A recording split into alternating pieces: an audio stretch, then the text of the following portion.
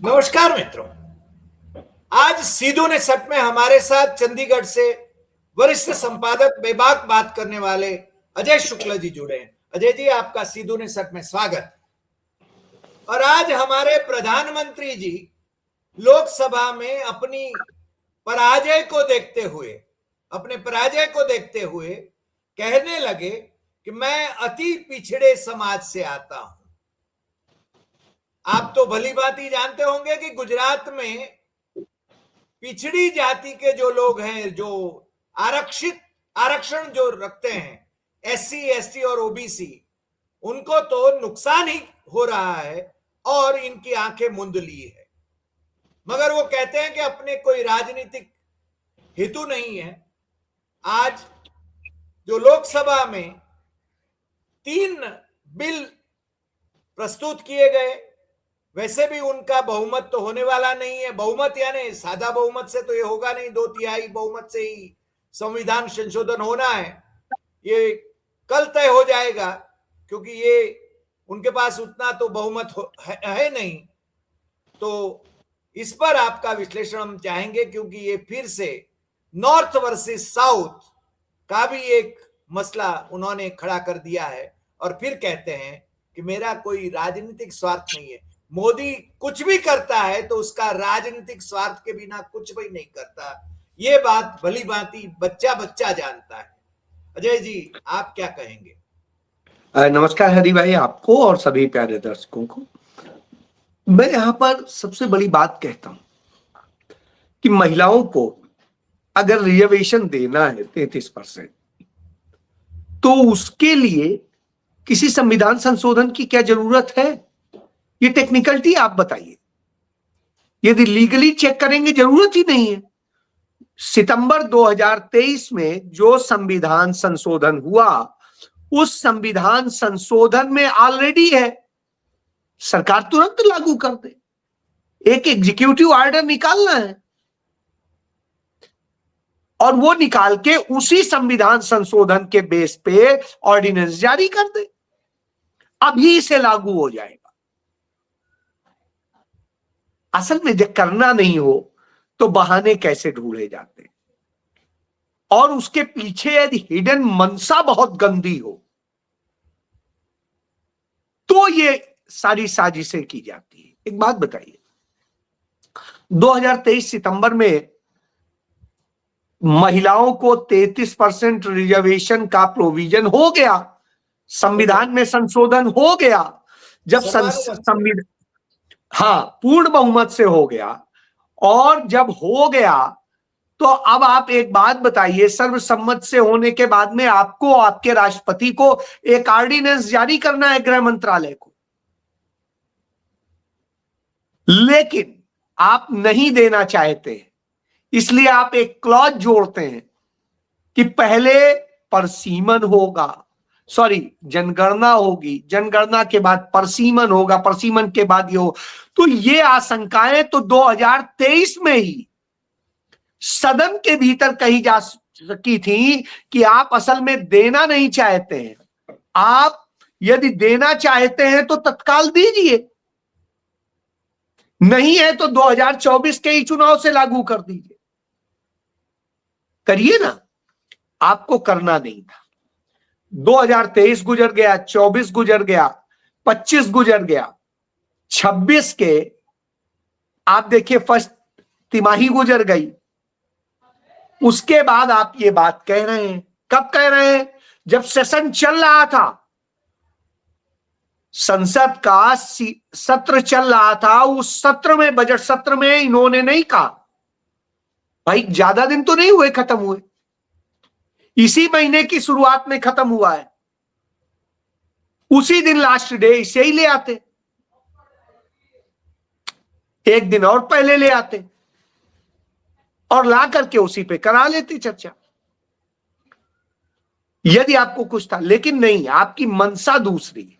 आप जानते हैं, आप ये जिस मंशा के साथ आए हैं वो सारी चीजें, ये महिला आरक्षण का तो कोई यहां मुद्दा ही नहीं है। यहां ओरिजिनल है कि डिलिमिटेशन करना है। महिला आरक्षण का मुद्दा होता तो 2023 में पारित, ऑलरेडी पारित। जी। उसके इंप्लीमेंट करने का सवाल था, वो सरकार को करना है। एक, अब आता हूं, आज 3 जो बिल लेके आ रहे हैं, वो 2 क्यों लेके आए? यदि आपको करना है उसे ही लाइए, उसी में करिए कि हां तत्काल प्रभाव से लागू हो, सब कोई आपके में 100% वोट होगा। लेकिन नहीं, उसकी आड़ में आप साजिश रच रहे थे। जो साजिश रच रहे हैं राज्यों को तोड़ने की और दूसरी सारी चीजें।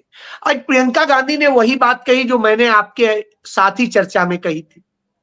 कांग्रेस पार्टी ही थी जिसने 1917 में, जो कांग्रेस की अध्यक्ष थी एनी बेसेंट, पहली महिला अध्यक्ष उसी ने दी थी। उसके बाद साथ में सरोजनी नायडू थी और दूसरी महिलाएं थी। उन सब ने जो लॉर्ड से मुलाकात करके और सेक्रेटरी ऑफ स्टेट से मुलाकात करके मांग रखी थी कि महिलाओं को विशेष संरक्षण प्रदान किया जाए, वहां से शुरुआत होती है। इसका संवैधानिक ढांचा शुरू होता है 1928 में नेहरू रिपोर्ट से, जिसका जिक्र श्रीमती प्रियंका गांधी ने आज सदन में किया कि जिन नेहरू जी से, लेकिन फिर उन्होंने बताया कि वो नेहरू नहीं है जिनसे आप वो करते हैं, उनके पिता नेहरू, मोतीलाल नेहरू। उन्होंने 1928 में जो भारत का संविधान बनाया था, जिसे नेहरू रिपोर्ट कहते हैं, उसके मौलिक अधिकारों में था महिलाओं को यह देना, मौलिक अधिकारों। यानी इतनी फंडामेंटल राइट्स में 19 फंडामेंटल राइट्स रखे थे, उनमें से एक था। सोचिए, तो उस समय वो देने की बात कर रहे थे।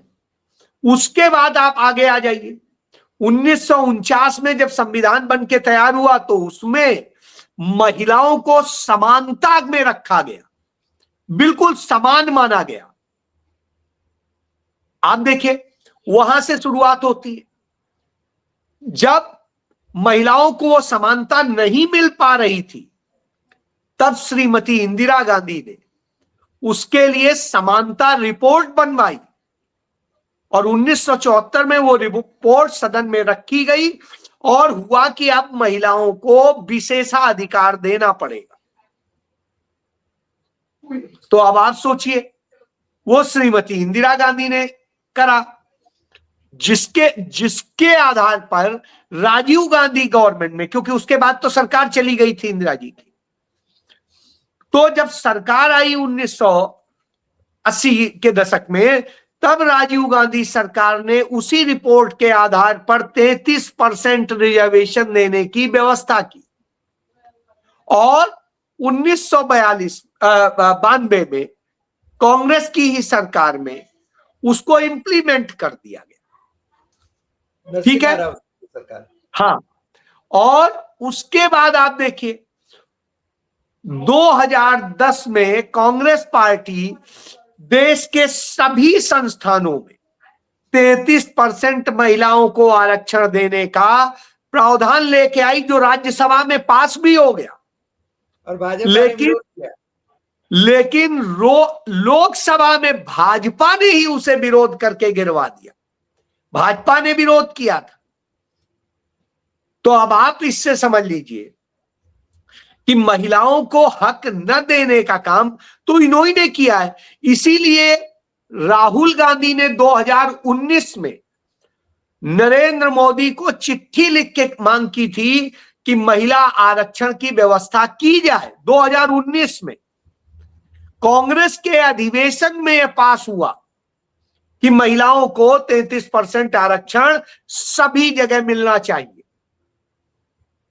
उसके बाद नरेंद्र मोदी 2023 में जब लाते हैं तो आप देखिए खुद ही कर देते हैं कि नहीं, ये के बाद में ये होगा, ये के बाद ये होगा, इसके बाद ये होगा, तब कहीं लागू करेंगे। क्यों ऐसा आप क्लॉज लगा रहे हैं? आप यदि किसी को कुछ देना चाहते हैं तो तत्काल आप उठाए उसको दे दीजिए। और आप आपकी जब नियत नहीं होती तो कहते अच्छा हम देंगे, लेकिन तुम ये कर लाओ तब देंगे, ये कर लाओगे तब देंगे, ये कर लाओ तब देंगे, यानी आपको हमें बरगलाना है। मगर आज तो इस लोकसभा बार में भी सभी नहीं, विपक्षों ने उनको बेनकाब कर लिया। मैं यही कह रहा हूं, इस बार भी यदि ये महिलाओं की बात करते तो कांग्रेस ने तो साफ साफ कहा हम महिलाओं के रिजर्वेशन के 100% पक्ष में, शुरुआती भाषण में ही कहा केसी वेणुगोपाल ने भी और गौरव गोगोई ने भी जी। उसके बाद प्रियंका गांधी ने भी वही बात कही कि हम तो तैयार हैं, हम तो कह रहे हैं, लेकिन उसके साथ ये जो दो वो लगा लिए हैं, पुछल्ले लगाए हैं, वो हटाइए, महिलाओं को तत्काल दीजिए। तो आपकी असल में नियत नहीं है देने की, इसलिए। और वो भी इसमें भी क्या लेके आ रहे हैं कि 2029 में लागू होगा। क्यों 29 में लागू होगा? आप 2027 में होने वाले सारे चुनाव पे इसको लागू कर दीजिए, उसके बाद जितने चुनाव होंगे उसी के तहत होंगे, और नई जनगणना आएगी, नया परसीमन होगा, तब उसी के मुताबिक बदल जाएगा। लेकिन इनका मकसद कुछ और है। ये ना तो हक देना चाहते हैं, ना प्रतिनिधित्व देना चाहते हैं, न परसीमन उस नियम से करना चाहते हैं जो 1974 में पास हुआ, जिसके तहत किसी भी राज्य ने जिसने बहुत अच्छा परफॉर्म किया है, चाहे जनसंख्या में जिसने नियंत्रित किया है, देश की दूसरी अर्थव्यवस्था के लिए योगदान दिया है और महान कार्य किए, तो हम उनको दंड दें क्या? नहीं, उन्हें तो उल्टा इनाम मिलना चाहिए, तो हम दंड देने की बात कर रहे हैं। तो नरेंद्र मोदी जो परसीमन लेके आए वो तो दंड देने वाला है। यानी आप कुल मिला के महिलाओं को आगे करके, जैसे वो था ना, महाभारत का युद्ध हो रहा था, कहा शिखंडी को सामने खड़े कर दो और फिर उसके बाद में धीरे से निपटा देंगे। वही नरेंद्र मोदी ने किया है, महिलाओं को सामने खड़ा करके और अपनी कायरता का उन्होंने परिचय दे दिया है कि वो कितने कायर हैं कि उस तरह की भूमिका में आ जाते हैं। ये है महिलाओं की आड़ में वो अपना राजनीतिक मकसद पूरा करना चाहते हैं। बिल्कुल। मैं एक चीज जान लीजिए, राजनीतिक व्यक्ति जो है वो राजनीति करेगा, राजनीतिक स्वार्थ होना भी उसमें कोई बुराई नहीं है। मगर आज तो उन्होंने कहा कि मेरा कोई स्वार्थ नहीं है। मैं इसीलिए कह रहा हूं लॉजिकल हो गए सर, मैं इसीलिए कह रहा हूं, आप याद करिए, मैं कुछ घटनाएं याद दिलाना चाहूंगा। 2016 में नोटबंदी की गई थी, नरेंद्र मोदी ने भाषण दिया था, मेरा कोई स्वार्थ नहीं है, यदि मेरी कहीं नीयत खराब पा जाओ, मेरा ये पा जाओ, या मैं कहीं वो हूं, तो आप जिस चौराहे पे चाहे ना वहां खड़े करके और क्या कर लेना। ठीक है, आप बताइए, सब जगह प्रूव हो गया कि खराब नियत भी थी, स्वार्थ भी था और देश के साथ धोखा भी था। उसके बावजूद क्या नरेंद्र मोदी ने उसकी जिम्मेदारी ली? 50 दिन छोड़िए, उसके बाद कितने 50 दिन हो गए होंगे। एक चीज, इसके बाद आप देखिए, इसी तरीके से इन्होंने कहा था जब ऑपरेशन सिंदूर हुआ कि अरे हम ये, और वहां भी इनकी नियत दिखाई दे दी गई, स्वार्थ दिखाई दे दिया गया। चुनाव में जाकर के इस्तेमाल कर रहे थे लाशों पे, बिहार में, वही कह रहा हूं। उसके पहले आप देखिए पुलवामा में, पुलवामा के शहीदों के नाम पे तस्वीरें लगा के। अब आप बताइए, स्वार्थ, इससे ज्यादा स्वार्थ क्या होगा कि लाशों की राजनीति कर रहे हैं आप। तो आप राजनीतिक, और कहते हैं गारंटी, तो गारंटी देखिए 2014 का मैनिफेस्टो उठा लीजिए, संकल्प पत्र, और उस संकल्प पत्र में देख लीजिए क्या लिखा था, क्या हुआ है। उसके बाद 2019 का देख लीजिए, फिर 2024 का देख लीजिए, और यही नहीं, तमाम राज्यों में गारंटी देके आए थे। आज तक कहां मिल रहा है, कहां गैस सिलेंडर मिल रहा है, कहां कुछ और मिल रहा है, क्या हो रहा है, एक गारंटी बताए ना जो पूरी हुई है। युवाओं को रोजगार की गारंटी थी, बहुत हुई। नारी परिवार अब की मोदी सरकार, गारंटी उनकी सुरक्षा की। सबसे ज्यादा रेप हो रहे हैं, सबसे ज्यादा उन पर हमले हो रहे हैं, और ये करने वाले भाजपाई हैं। जब ये महिला इस बिल की बात करते हैं नारी वंदन की, तो पूछिए रेपिस्ट जो है उन सब जो भाजपाई हैं उन्हीं को सजा दिला दीजिए। जो विधायक और एमपी, वही वही मैं कह रहा हूं, उन्हीं को सजा दे दीजिए। नहीं साहब, चाहे जितने बड़े बलात्कारी हो, यदि आप सीट जीत सकते हैं तो आपको टिकट देंगे। इसका उदाहरण यूपी के मिर्जापुर से वह विधायक था जो बच्चियों के साथ छोटी रेप किया था, और उसमें पास्को एक्ट में उसे सजा हुई। और आप सोचिए, चार्जशीट होने के बाद भी इन्होंने टिकट दी थी। इसी तरह प्रज्वल रेवन्ना आपके सामने है।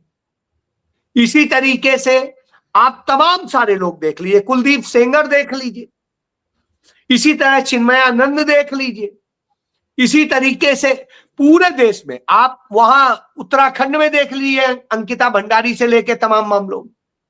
तो साहब, ये रेपिस्ट भी हैं, ये व्यभिचारी भी हैं, ये हर कर्म करने वाले, और ये कहते हैं नारी शक्ति वंदन।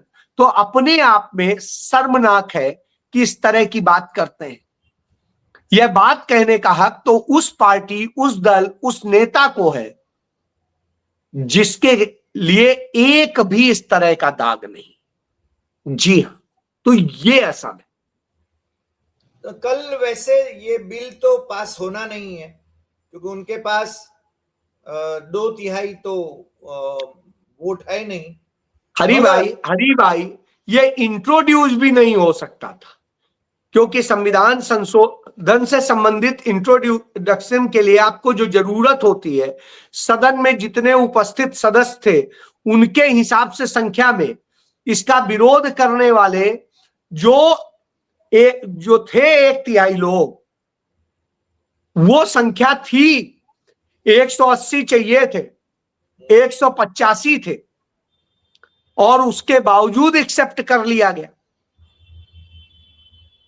लेकिन चलिए कोई बात नहीं, अब आप देख लीजिए, पास तो नहीं हो सकता है, जो नंबर गेम है। और तमिलनाडु और वेस्ट बंगाल में जाके कहेंगे कि विपक्ष के लोग या डीएमके, कांग्रेस और टीएमसी वो महिला विरोधी। नहीं, उन्होंने अपनी मंशा बता दी, खुद ही बता दी, अपना स्वार्थ भी बता दिया, मंशा भी बता दी, और प्रचार भी बता दिया। उन्होंने कहा जिसने भी कभी विरोध किया है उसे जनता ने ये कर दिया, वो कर दिया, महिलाओं ने उसे ऐसे कर दिया, और जिसने साथ दिया उसका ये हुआ, वो हुआ, वो हुआ। और इस तरह से 10,000 रुपए दिए वोट बटोरने के लिए। वही मैं कह रहा हूं।